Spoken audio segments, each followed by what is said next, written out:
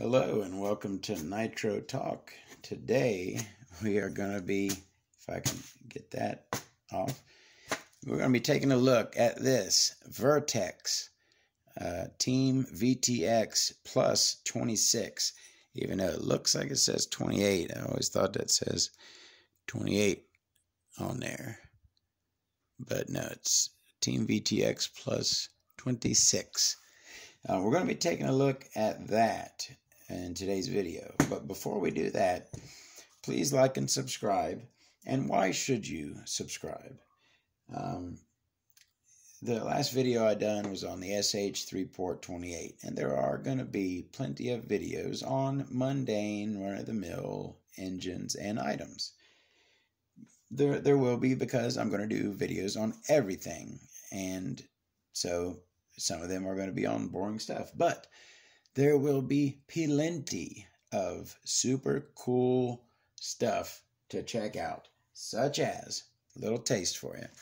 I'm going to be doing a clutch video, and in that we're going to take a look at this Orion CRF V6 clutch kit, and we are going to be busting the seal on one of these incredibly rare Force Pro 21s. I'm not going to get super into this right now, but I bet a lot of you didn't even know this was a thing.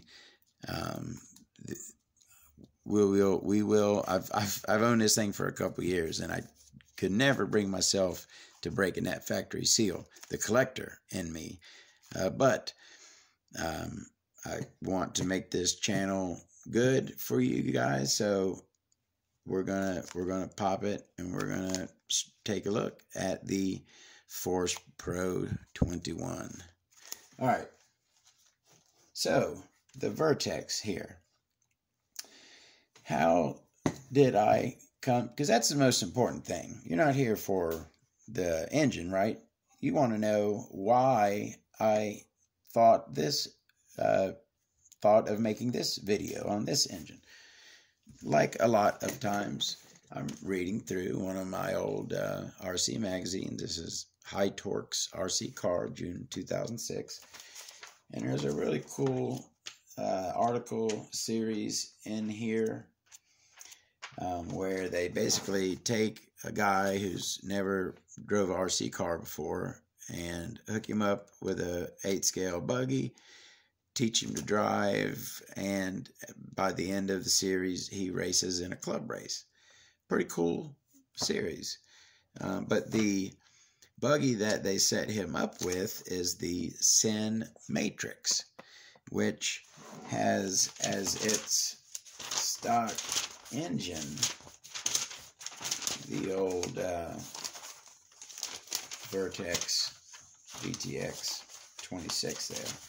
There's another I'm trying to find. Anyways, I'm looking through. I go to look for another magazine because that article, that's only the first part. I was looking to see if I could find some other parts of it, if I got some other magazines. And I bust this one open, and this one actually does a full review of the Sin Matrix. Ooh, looky there. It just so happens. Speak of the devil, right?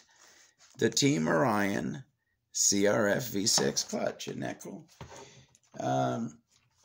Yeah, so this has a full spread. Boom. That wasn't too bad.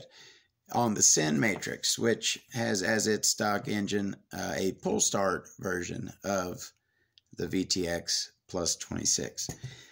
Now, High Torque's RC car here, normally in an RC car action, if they have a spread on a vehicle, they'll have at least like a half page on the engine that comes in it. But this really doesn't talk about the engine much. It's really just got this little paragraph here. So it says, the stock 26 engine and tune pipe are a good match and produce plenty of power for an RTR. It also ran well the whole test and roared to life by the fourth pull on the starter. Beginners and Joe racers will like this engine. We definitely like it. As for stopping power, then it goes into the brakes.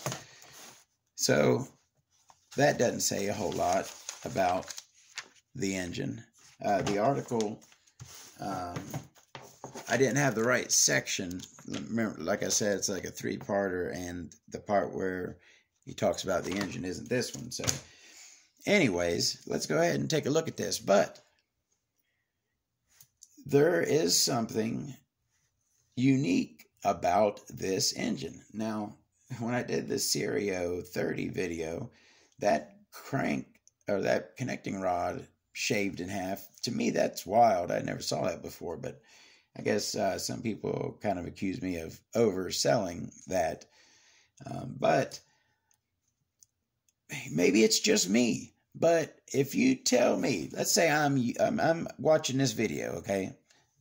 We'll switch places for a sec. I'm out there, I'm watching this video, and the person says that I'm about to bust open this engine, and it has inside of it, and someone who has seen tons of engines, someone who has this bag of spare, what the hell can I think of the head buttons? Why couldn't I? That's a brain fart there. I'm not getting old. This is my bag of spare head buttons, okay? I've seen plenty of head buttons. This has the most unique head button I have ever seen. Now, are you excited? I would be excited. I'd be like, okay, what is it, square? I mean, what? No.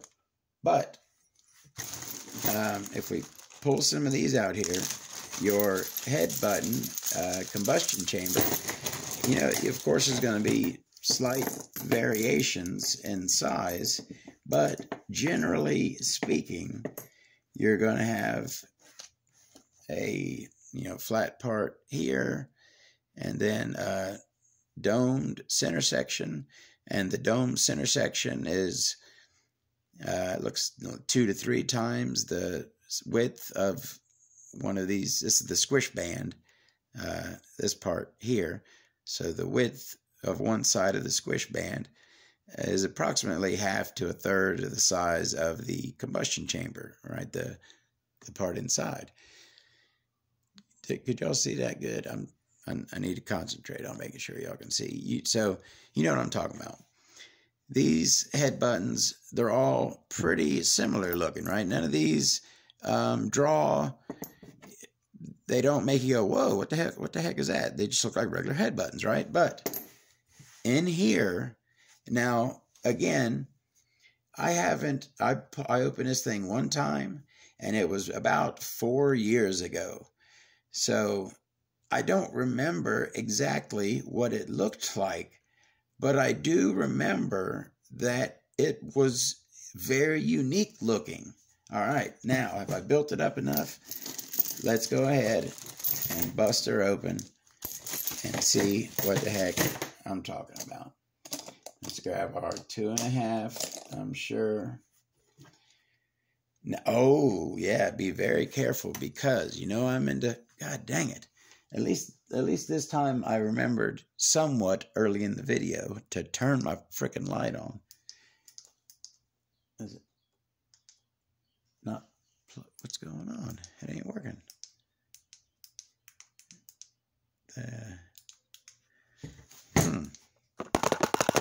Well, no light. I'll have to work on that. You can see pretty good. I mean, I'm looking at the feed here. Where I'm going with this is, look at that cooling head.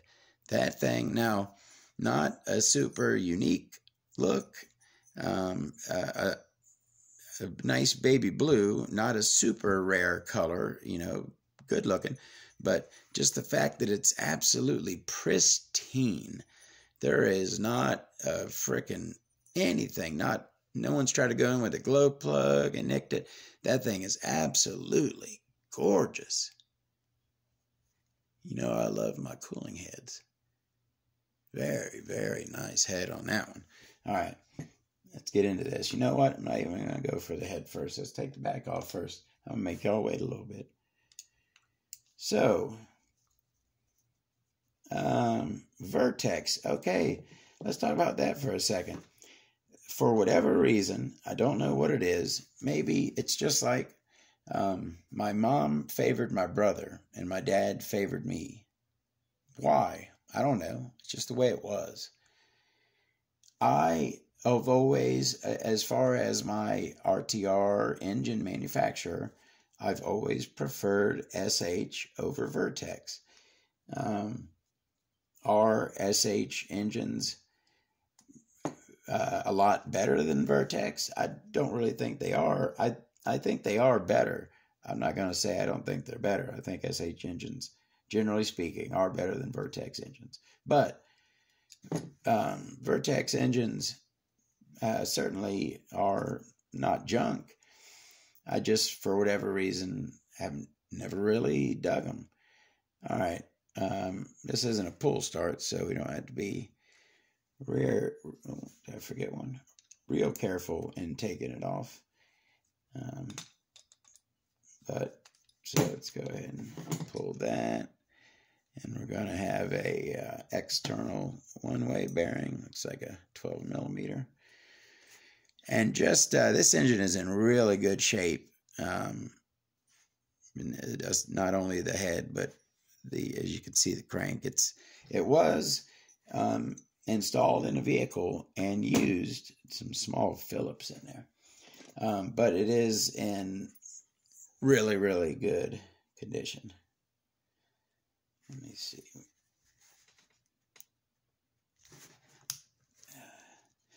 With these Phillips screws, when you're doing like a back plate here, they're always going to be small. If they're Phillips, you want to make sure you're using a screwdriver that fits the head properly without much slop. And when you go to unscrew them, you want to hold the screwdriver firmly against the engine and hold it straight. Don't come at it at an angle.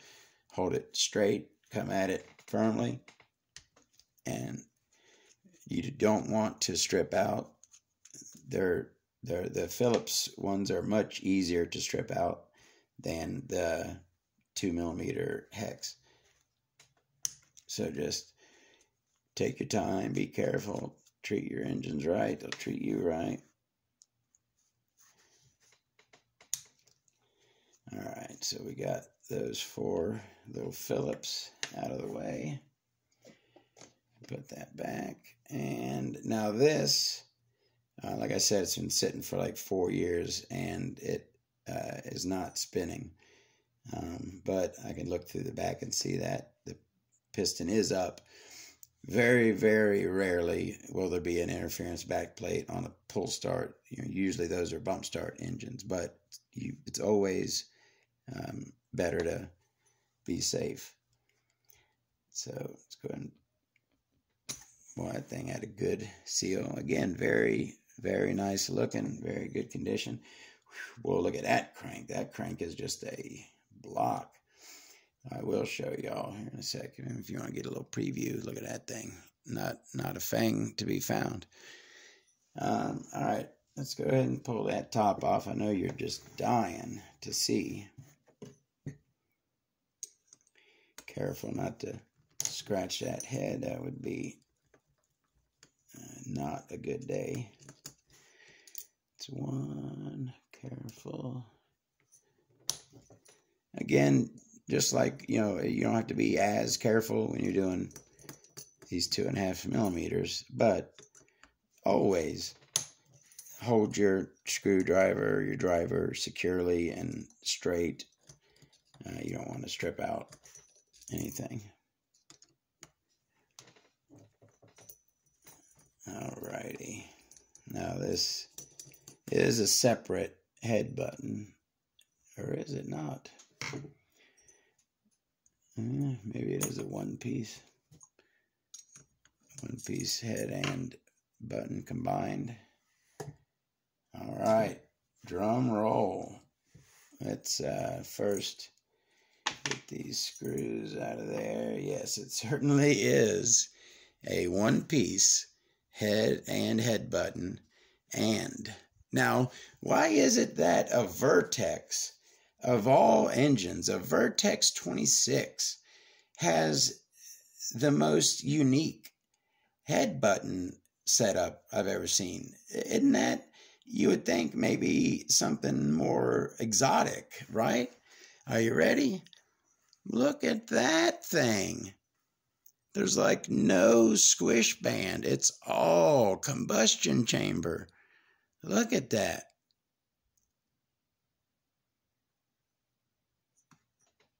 Have you ever seen a head button with that extreme of a combustion chamber to squish band ratio? No, you have not. Because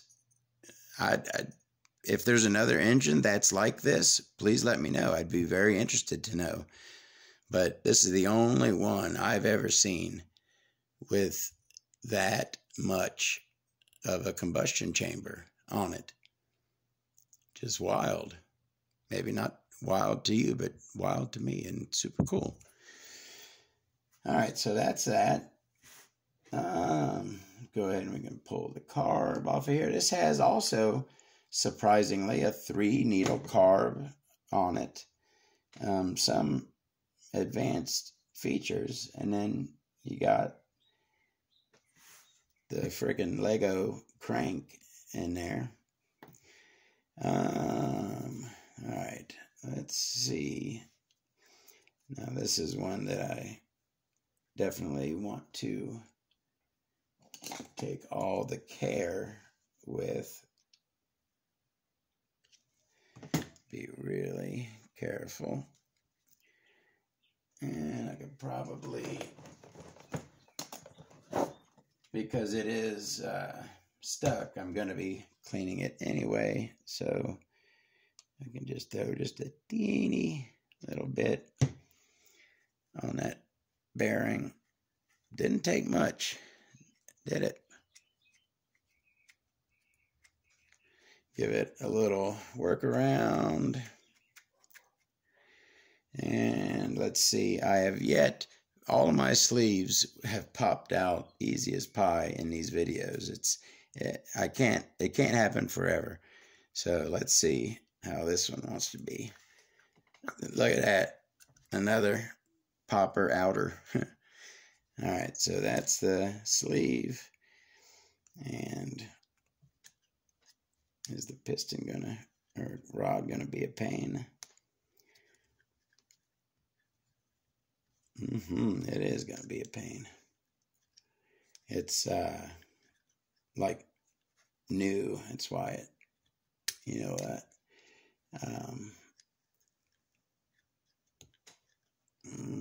I don't have I got a little thingy that I use when rods are being a pain, but I don't have it handy right now. So, I mean, there isn't, I'd like to show you the crank. This thing's going to be a pain in the butt and not pop off of there. And it's, sorry folks. Like I said, I don't want to, this is a nice and a pretty rare engine, so I'm not going to come at it with a screwdriver or something. No, I want to treat it properly, gingerly, and I'll get that connecting rod off of there properly without marring or damaging anything. I'm not going to try to rip it out just so I can show you. But let's go ahead and we can take a look. You can certainly see that the crank is, I mean, I'm sorry, I know that there's not a whole lot of light. I'm going to have to, you know what, let me, I always have a little flashlight in my tool bag here. So let me pull that out. There we go. You can at least get a look in there. Now it is opened up a bit right at the very back. Let me see how you can get in there good. Open at the very back, the hole is opened up, but the leading and trailing edges both look just like straight blocks. No work done on that. Piston looks pretty basic. No dome. Just one oil groove on the piston. And yeah, I got a O-ring set down. Sorry about that shine. O-ring set down in the carb throat there. Although the pinch bolt for the carb does not have an O-ring on it. So let's take a look at that carb. Now it, like the crank, is nice and blocky. I don't know why, but I like it. Like, there's another one that looks kind of like this. Which one is it? But it's kind of even rounded on the corners. This thing's like just a big blocky square. No venturi.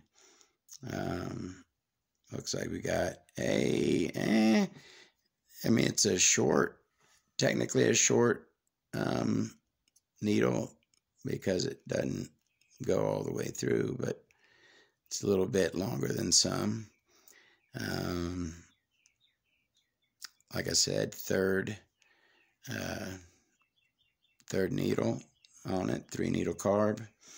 Looks to be, oh, that's fairly small. That's only about a 7mm opening there. And that back plate got a long shaft on it.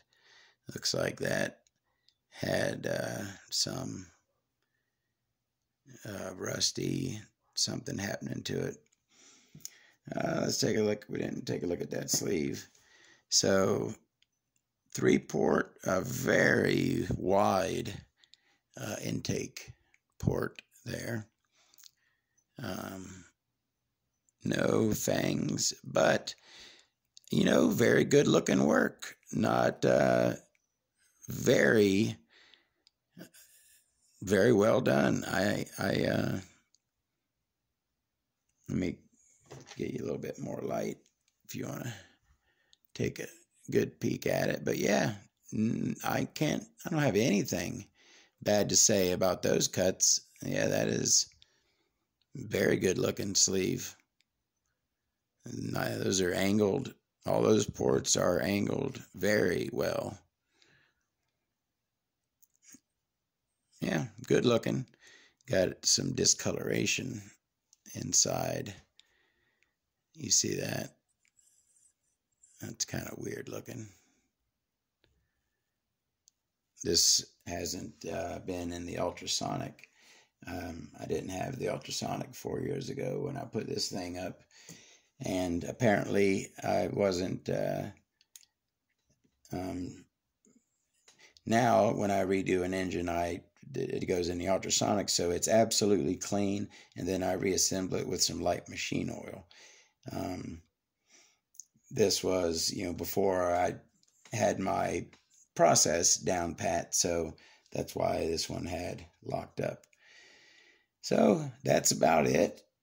Roto start's a roto start. You're familiar with that. But that is you must admit, pretty unique cooling head. Very, very narrow squish band on that. If you know another engine that's like that.